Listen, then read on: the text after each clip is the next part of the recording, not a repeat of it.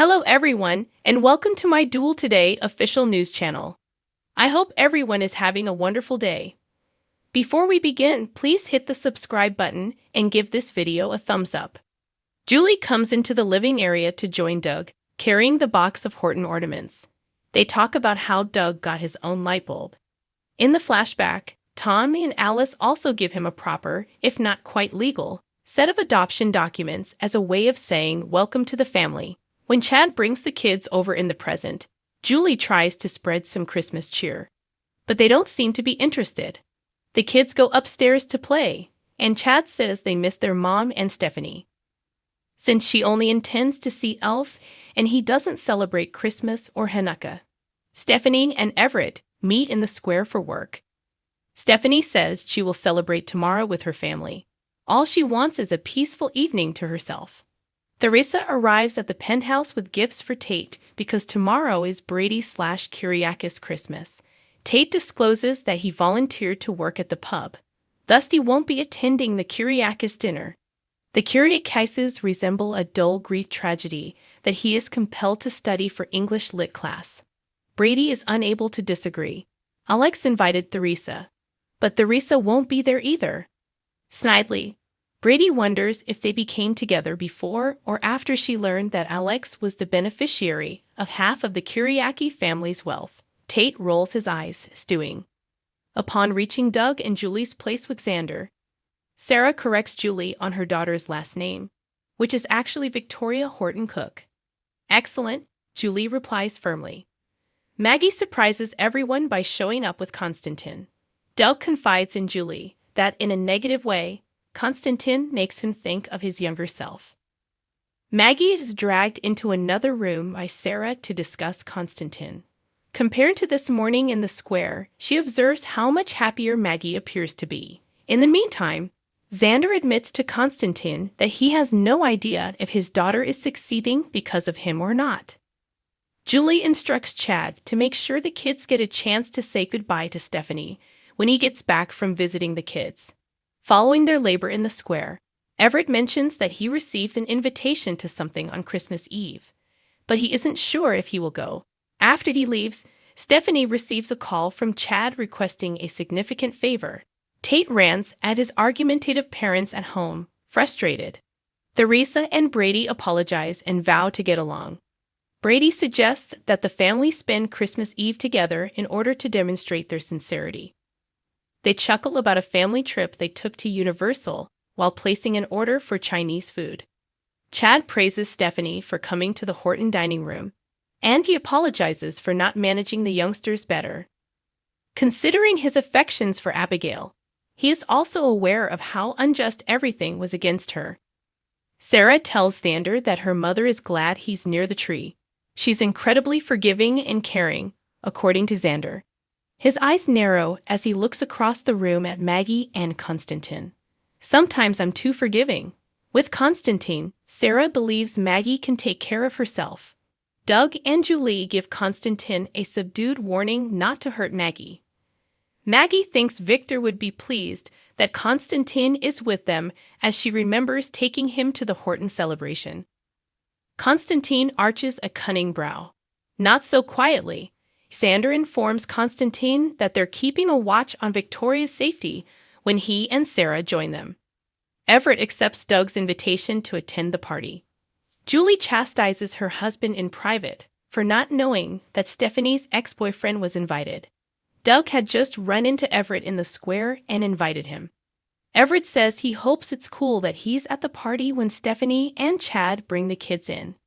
Obviously, Chad sneers. He then observes Stephanie spending time with the children with love. Xander feels uneasy being with Sarah by himself because he is not a member of the family. Sarah maintains that he will always have a connection to her and their daughter. Because of this, his ornament will never be kept in the basement with the belongings of the other family members.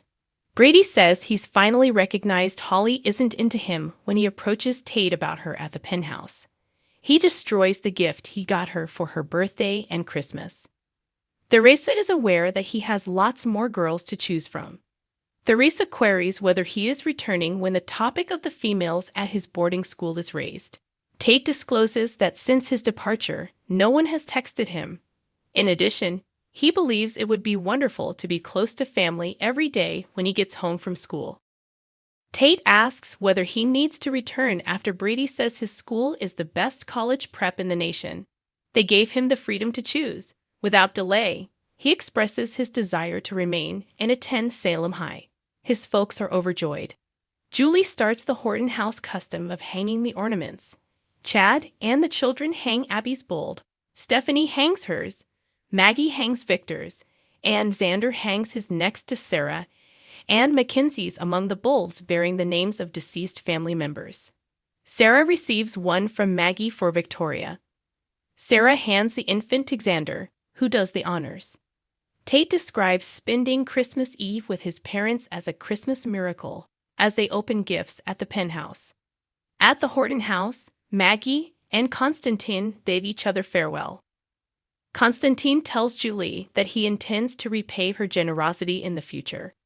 She makes it clear that wherever he ends up, a thank you message will do.